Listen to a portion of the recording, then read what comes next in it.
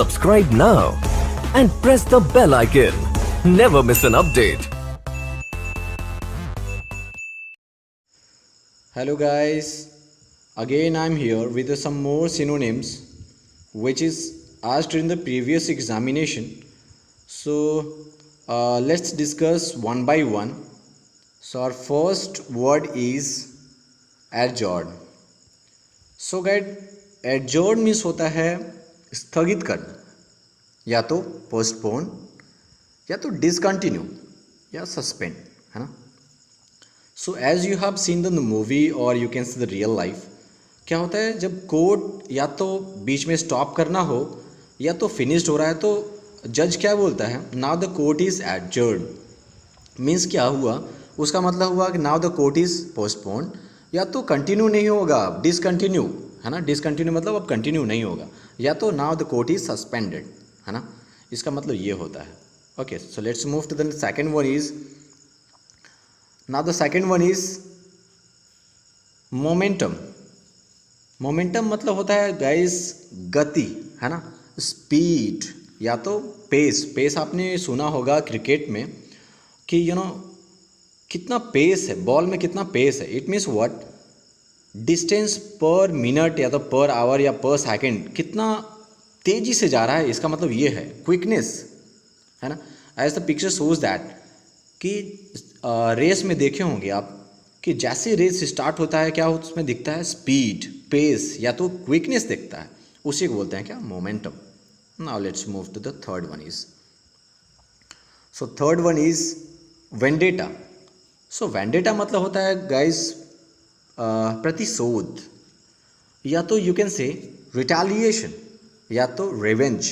Revenge मतलब होता है बदला लेना. As you are seeing the picture here, क्या कर रही है वो, या तो उसको मार रही है सीरियसली या तो मजाक से क्या कर रही है, बदला ले रही होगी, वो भी मारा होगा, है ना. सो आप ऐसा ले सकते हैं उसको कि वेंडेटा मीन्स होता है क्या, retaliation.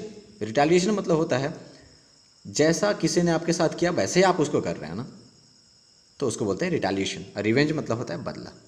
Okay, so let's move to the fourth one is, fourth one is adamant. Adamant मतलब होता है अटल या तो कठोर. एंड सिनोनिम्स इज स्टबबर्न या तो रिजिड या फर्म. यहाँ पे देखिए पिक्चर क्या दिखा रहा है कि कुत्ता बिल्कुल अटल हो गया है, कठोर हो गया है कि शायद जाना नहीं चाह रहा है. सो फाइनली वो डिसाइड कर लिया कि हमको जाना नहीं है ना. तो यू कैन से this is the dog is firm, है ना, फर्म.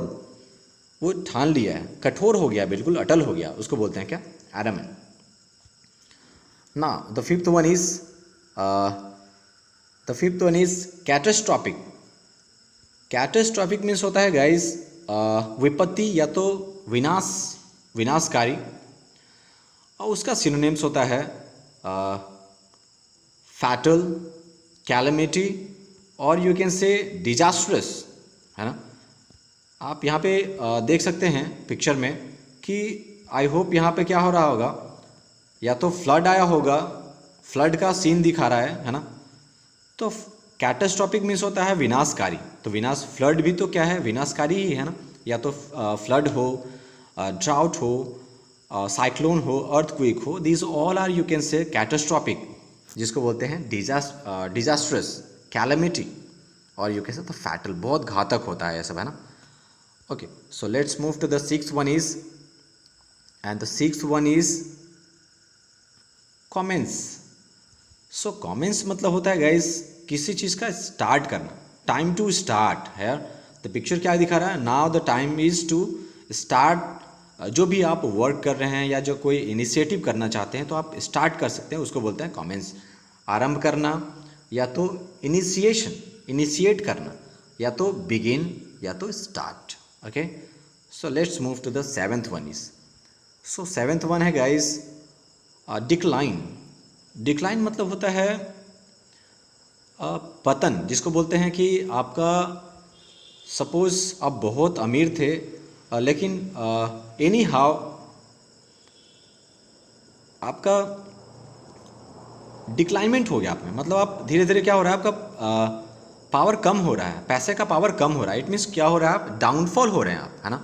या तो डिक्रीज हो रहे हैं, या तो रिड्यूस मतलब ये घटना होता है, या तो contract.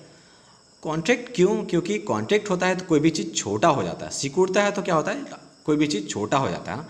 That's why the synonym is contract. So decline means होता है पतन, और उसका मतलब होता है synonyms is downfall, decrease, reduce या तो contract. Now let's move to the eighth one is, so eighth one is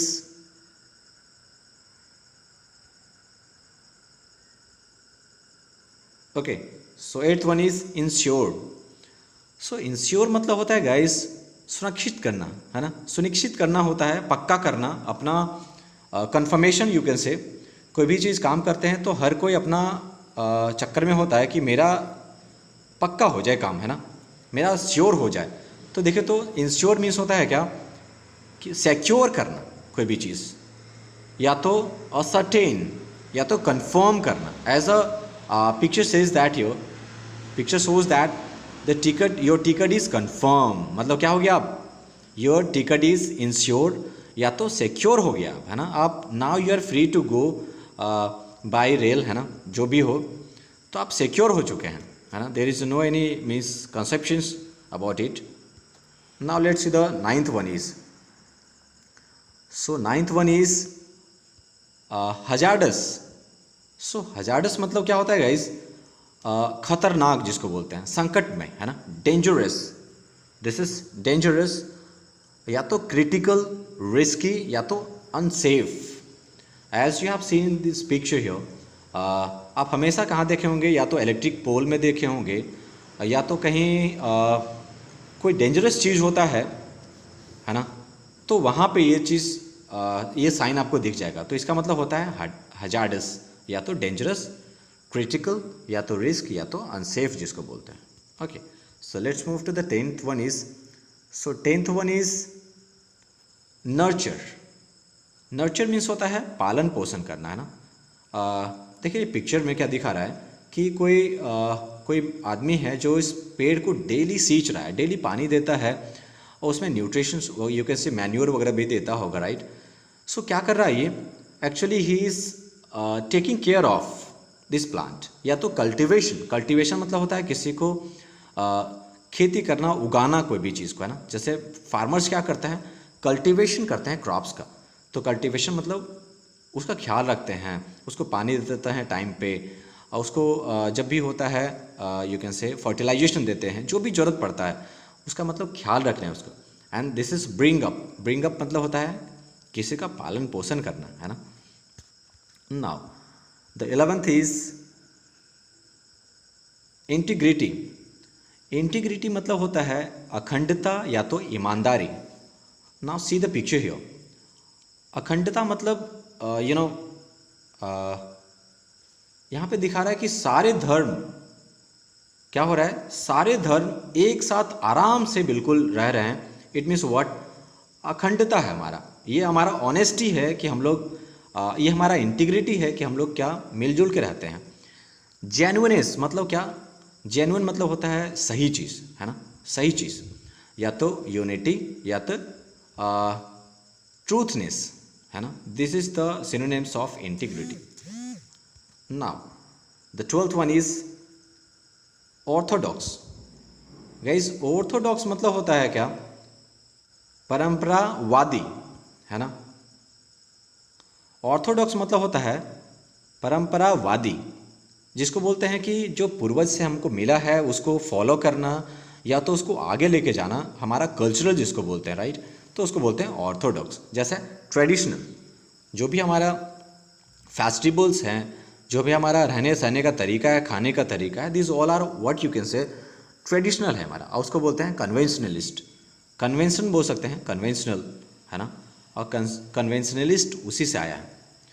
तो ऑर्थोडॉक्स मतलब होता है परंपरावादी या तो ट्रेडिशनल या तो conventional. Now let's move to the 13th one is, so the 13th one which is a very important, you can say important synonyms is verdict. Verdict मतलब होता है गाइस डिसीजन या तो निर्णय। Let's see the picture here, the Ayodhya verdict. अभी आपने सुना होगा, देखा होगा टीवी पे, अयोध्या वर्डिक्ट आया। वर्डिक्ट मतलब अयोध्या का डिसीजन आ गया, है ना। तो वर्डिक्ट मतलब होता है कोर्ट में जो डिसीजंस होते हैं उसको बोलते हैं verdict. So this is decision, या तो जजमेंट या तो कंक्लूजन, कि क्या कंक्लूजन निकला उसका, क्या रिजल्ट निकला, आप ये भी बोल सकते हैं, right. So let's see the 14th one is eliminate. So eliminate मतलब होता है गाइज किसी को हटाना, है ना, निकाल देना, या तो उसको मिटा देना, डिलीट कर देना, रिमूव करना, या तो स्मोक आउट. स्मोक आउट मतलब धुएं की तरह उड़ा देना उसको, है ना, बाहर फेंक देना, बिल्कुल यूज़ करना और फिर फेंक देना, है ना, smoke out. Now the let's the 15th one which is last one is zeal. Zeal मतलब होता है उत्साह, जोश से भरा हुआ.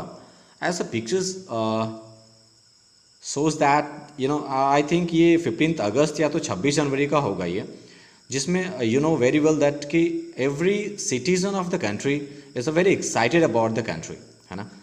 सो ज़ील मतलब क्या होता है, उत्साह या तो जोश. एंड सिनोनिम्स इज इंथुजियाज्म, या तो पैसन, या तो ईगरनेस. ईगर मतलब होता है एक्साइटमेंट, है ना, क्यूरियोसिटी. सो